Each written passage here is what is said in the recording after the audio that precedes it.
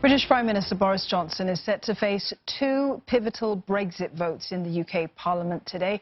It's the next crucial step in determining if he can lead the United Kingdom out of the EU in just 9 days. MPs, they're going to vote on whether to back in principle Mr Johnson's 115-page Withdrawal Agreement Bill, which was only published in the past 24 hours. They will then vote on the government's timetable for approving the legislation.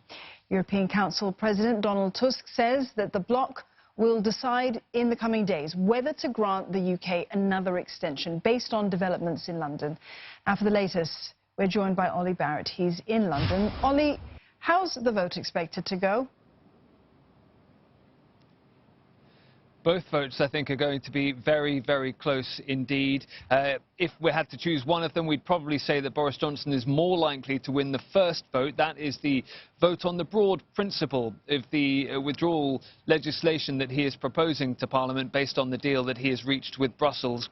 Much tighter, potentially, could be that second vote on the timetable. There are many MPs who say they will back the deal, they think, but they want more time to scrutinise the arrangements. Now, if either of those votes fails, then the government really is in trouble and needs to have a very big think about exactly what to do next, because a no in either of those votes really can derail the government's timetable here. It wants to rush this legislation through the House of Commons by next week so that it can get Britain out of the European Union by October the 31st. So a failure in either puts that timeline in jeopardy.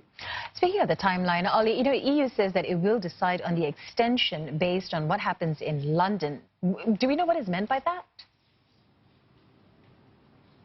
So what the European Union is effectively trying to say is that it wants this deal to go through. It wants the deal that it agreed with Boris Johnson to get through the House of Commons. So it is waiting and seeing what unfolds in London this week, partly because it wants to inject a little bit uncertainty in the minds of British parliamentarians to try and make them vote in favour of the arrangements. Now, if Boris Johnson's deal does get rejected at this point, then it's back to the drawing board in many ways. I think an extension becomes much more likely, and Boris Johnson will probably push for a general election as well. But even if Boris Johnson gets through today unscathed, if he wins both of these votes, life still will throw many hurdles at him.